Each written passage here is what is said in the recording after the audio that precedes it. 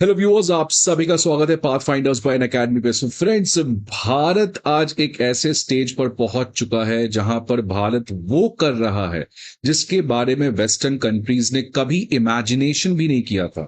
ये western countries जब भारत छोड़ के जा रहे थे तो उन्होंने कहा है कि भारत के लोग बारबेरियंस हैं, इनको बिल्कुल कॉमन सेंस नाम की चीज नहीं है। These people will always fight with each other और इनका विकास कभी भी नहीं हो सकता है। ये बात सही है, जब भारत 200 साल की गुलामी के बाद निकला तो भारत काफी कमजोर था, लेकिन आज 21वीं सदी का अगर कोई फ्यूचर है which is going to be Bharat. और इसीलिए भारत आज ट्रेडिशनल सेक्टर से हटकर आज 21वीं सदी की जो सबसे सोफिस्टिकेटेड और चैलेंजिंग चीज है उसमें भारत अपने फुटप्रिंट्स को काफी ज्यादा बढ़ा रहा। अगर इसको आपको समझना है तो ये स्क्रीन पर आप कुछ डेटा देख लें जिसके बारे में मैं कई समय से बात कर रहा हूं कि भारत के डिफेंस सेक्टर आज जिस मुकाम पर पहुंचा है, दिस इज लार्जली इनक्रेडिबल। अगर आप देखेंगे 2023-24 का डेटा तो लगभग 1.27 लाख करोड़ का प्रोडक्शन भारत के अंदर डिफेंस सेक्टर के द्वारा हुआ। और एक्सपोर्ट की अगर मैं बात करूं, जो एक जमाने में 2014-15 के लगभग 600 करोड़ था, आज वो लगभग 35 गुना बढ़ के 21,000 करोड़ पे आ चुका है।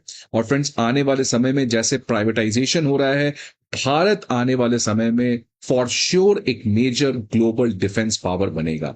लेकिन मैं आज डिफेंस सेक्टर के बारे में बात नहीं करने जा रहा हूं फ्रेंड्स। मैं आज एक और बहुत इंपॉर्टेंट ऐसी नेसेसिटी जो भारत को काफी समय से सता रही थी और वेस्टर्न कंपनीज को लगा, वेस्टर्न कंट्रीज को लगा कि भारत कुछ कर भी नहीं सकता है। मैं बात कर रहा हूं फ्रेंड्स ये ग्लोबल कंटेनर शिप बिल्डिंग का।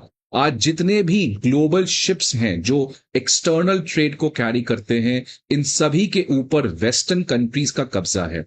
खासकर जो ऑयल टैंकर्स हैं, जो ऑयल टैंकर्स आपके कंट्रीज टू कंट्री ऑयल का ट्रेडिंग करते हैं, ये इस समय लगभग सारे ऑयल टैंकर्स जिसको भारत यूज करता है, ये फॉरेन ओन्ड वेसल्स है। और इसकी वजह से भारत को काफी ज्यादा परेशानी झेलने को पड़ रही थी। लेकिन आज के इस जियोपॉलिटिकल हालात में जहां पे आप किसी भी कंट्री पे डिपेंड नहीं हो सकते हो, आप देखिए किस तरीके से रशिया से जब भारत तेल खरीद रहा था तो वेस्टर्न कंट्रीज ने धमकी दिया सैंक्शंस एंड अदर थिंग्स का। तो इसलिए भारत को आज समझ में आ चुका है कि अगर भारत को विकसित भारत बनना है, अगर भारत को आने वाले समय में अपने एक्सपोर्ट को बढ़ाना है, तो उसके लिए भारत को मैरीटाइम चैनल के ऊपर भी आत्मनिर्भरता होनी बहुत ज्यादा जरूरी है। और इसलिए एक ऐतिहासिक फैसला भारत सरकार की तरफ से आ रहा है कि भारत सरकार लगभग 85,000 crore which is around $10 billion invest करने जा रही है बाय 2040, जिसके अंदर हम 112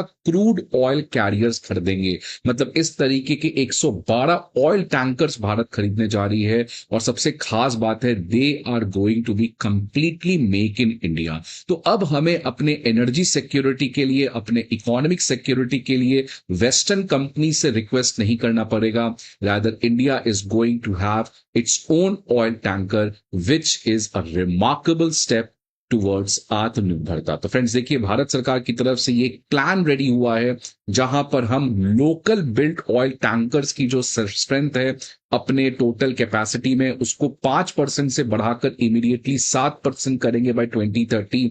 and by 2047, the year when India becomes a Viksit Bharat, उस समय अगर 100 ऑयल टैंकर्स भारत यूज कर रहा है तो 69 ऑयल टैंकर्स जो होंगे वो कंप्लीटली मेक इन इंडिया होंगे। सो फ्रेंड्स, इसके बारे में आज और ज्यादा डिटेल में हम लोग समझने का प्रयास करेंगे। बट आगे बढ़ने के पहले एक बहुत ही इंपॉर्टेंट इंफॉर्मेशन फ्रेंड्स की अनअकैडमी आईएएस आप सभी के लिए previous year questions, current affair magazines और प्रीलिम्स मॉक टेस्ट, ये तीनों चीज के पीडीएफ अब आपके सामने लेके आए हैं। ये सारे पीडीएफ्स आपको हमारे द्वारा फ्री ऑफ कॉस्ट प्रोवाइड किए जा रहे हैं। इसके अलावा आपको किसी भी तरीके की इंफॉर्मेशन चाहिए तो आप इस नंबर पर कॉल करें हमें, या आप हमारे किसी भी ऑफलाइन सेंटर्स पर विजिट कर सकते हैं। फ्रेंड्स देखिए, ये एक बहुत ही इंपॉर्टेंट डेवलपमेंट इसीलिए है बिकॉज पहला तो भारत को अपने एनर्जी सिक्योरिटी के लिए ये बहुत ज्यादा जरूरी है। बिकॉज भारत इस समय भी लगभग 87% क्रूड ऑयल जो है वो इंपोर्ट करता है, और ये जो बाहर से हम खरीदते हैं ये ग्लोबल ऑयल टैंकर कंपनीज के थ्रू हम इसको इंडिया पे पहुंचा पाते हैं। जिसकी वजह से अगर कल को ये ऑयल टैंकर्स भारत के क्रूड ऑयल इंपोर्ट को नहीं करें तो भारत के लिए एक बहुत बड़ा एनर्जी क्राइसिस आ सकता है। और दूसरी तरफ भारत के इकोनॉमिक सिक्योरिटी के लिए भी बहुत इंपॉर्टेंट है फ्रेंड्स, क्योंकि भारत का एक सबसे बड़ा एक्सपोर्ट जो है वो है रिफाइंड पेट्रोलियम। कच्चा तेल हम खरीदते हैं, उसको जामनगर जैसे रिफाइनरी में रिफाइन किया जाता है, पेट्रोल, डीजल, एविएशन फ्यूल में, और उसको फिर हम वर्ल्ड के तमाम कंट्रीज में एक्सपोर्ट करते हैं। और आने वाले समय में ऑल्दो वर्ल्ड जो है वो क्लीनर एनर्जी की तरफ बढ़ रहा है, लेकिन भारत को पता है कि फॉसिल फ्यूल की रिक्वायरमेंट आने वाले समय में रहेगी, बिकॉज आज बहुत सारे ऐसे कंट्रीज हैं जो डेवलपिंग कंट्रीज हैं और वो इतना उनके पास सक्षम नहीं है कि वो रिन्यूएबल एनर्जी की तरफ शिफ्ट करे। और इसीलिए भारत जो है वो अपने क्रूड ऑयल रिफाइनिंग कैपेसिटी को 250 मिलियन टन से बढ़ाकर 450 मिलियन टन एनुअल बेसिस पे 2030 तक करने जा रहा है, विच मींस कि ये जो रिफाइंड क्रूड ऑयल है इसको एक्सपोर्ट हम और आने वाले समय में करेंगे। और इसके लिए भारत को अपने ऑयल टैंकर्स चाहिए ही चाहिए। और फ्रेंड्स, ये सबसे ज्यादा स्लैप अगर किसी कंट्री के लिए है, शॉकिंग किसी कंट्री के लिए है, तो यूनाइटेड स्टेट्स और यूरोप के लिए, बिकॉज इन्हीं के ये ग्लोबल ऑयल टैंकर्स हैं। और किस तरीके से रशिया यूक्रेन के वॉर में जब भारत ने अपने स्ट्रेटेजिक पार्टनर रशिया से ऑयल खरीदा तो ये कंट्रीज ने बहुत मुश्किलें क्रिएट की, इन्होंने सैंक्शंस लगाए और इन्होंने भारत के जो इस समय ऑयल कंटेनर कंपनीज हैं उनको भी इन्होंने सैंक्शंस लगाए थे। सो फ्रेंड्स, ये बात समझ में आ चुका था। और जिस तरीके से ऑपरेशन सिंदूर में आप देखिए अमेरिका और यूरोप की इतनी बड़ी हिपोक्रेसी, तो इसलिए भारत को समझ में आ चुका है कि कुछ चीज जो भारत की इकोनॉमी के लिए, for example defence, electronic, oil, तो इन चीजों में भारत को कोई कॉम्प्रोमाइज नहीं कर सकता है।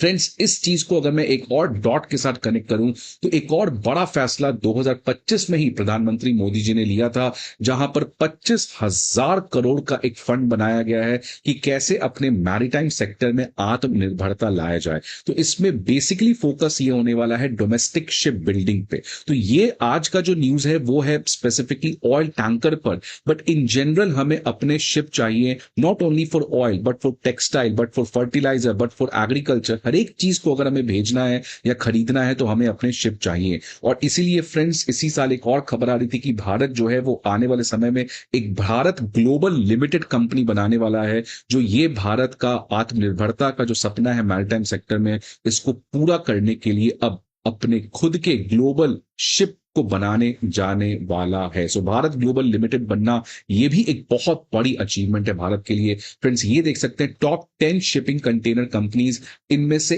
एक भी शिपिंग कंटेनर कंपनीज भारत का नहीं है। इसमें मैक्सिमम यूरोप, यूएस और कुछ कंपनीज चाइना के हैं। तो ये बताता है कि भारत इस पर्टिकुलर मार्केट में बिल्कुल ना के बराबर है। और इसलिए भारत अगर इसमें नहीं अपना मार्क बनाता है तो आने वाले समय में बहुत ज्यादा मुश्किलें बढ़ेंगी। खासकर अगर मैं ऑयल छोड़ दूं, इन जनरल अगर मैं ट्रेड की भी बात करूं तो इन टर्म्स ऑफ वॉल्यूम हमारा 95% एक्सटर्नल ट्रेड बाय सी होता है और बाय वैल्यू इट इज 70%। और भारत के पास 7500 किलोमीटर का कोस्टलाइन भी है, विच मींस कि भारत का जो एक्सटर्नल ट्रेड में जो मैरीटाइम का इंपॉर्टेंस है ये बहुत ज्यादा है और साथ ही साथ पोटेंशियल भी बहुत ज्यादा है। इनफैक्ट आप देख सकते हैं अब तो भारत आईमेक में एक बहुत प्रोडक्टिव रोल प्ले कर रहा है। अदानी ग्रुप ने हाइफा पोर्ट को यहां पे एक्वायर किया है। तो भारत अपने आने वाले समय में मैरीटाइम में फुटप्रिंट्स काफी ज्यादा बढ़ाएगा और इसी चीज को भारत सरकार बेखूबी समझती है। और इसलिए प्राइम मिनिस्टर मोदी का विंजिगम इंटरनेशनल सी पोर्ट, जो भारत का पहला इंटरनेशनल सी पोर्ट है केरल में, इसको रिसेंटली इनॉग्रेशन किया गया। दूसरी तरफ वाधवान पोर्ट जो अभी बनने जा रहा है, तो ये दोनों पोर्ट जो हैं वो भारत के मैरीटाइम स्पेस में बहुत ही रिमार्केबल अचीवमेंट्स हैं। और आने वाले समय में इस सेक्टर में और भी पॉजिटिव डेवलपमेंट्स आप देख सकते हैं फ्रेंड्स, जैसे कोचिन शिपयार्ड जो है वो इस समय साउथ कोरिया की HD Hyundai heavy industries company के साथ बातचीत कर रही है कि कैसे एक लोकल शिप बिल्डिंग फैसिलिटी को कोची में खोला जाए। इसके अलावा Samsung Heavy Industries and Japan एनवी काई लाइन ये भी कोचिन शिपयार्ड के साथ बातचीत कर रही है कि लोकल शिप बिल्डिंग पे इंडिया में कैसे स्टैब्लिश किया जाए। तो फ्रेंड्स, ये जिस तरीके से डेवलपमेंट हुआ है, आज भारत में जितने भी शिप बिल्डिंग कंपनीज हैं वो काफी ज्यादा एक्साइटेड है। और देख सकते हैं आज शेयर मार्केट में बहुत ही तेज उछाल देखने को मिला है कोचिन शिपयार्ड की, मैसगांव डॉक की, गार्डन रीच शिप बिल्डिंग्स की, भारत डायनेमिक्स की, बेल की। तो ये तमाम कंपनीज जो शिप बिल्डिंग के सप्लाई चेन से रिलेटेड है, उनमें ये बात समझ में आ चुका है the future of ship building is very very bright. So friends, आपके क्या व्यूज एंड सजेशन है, please let me know the comment box. I hope आपको ये वीडियो अच्छा लगे। See you again some another video. Till then, good bye and take care.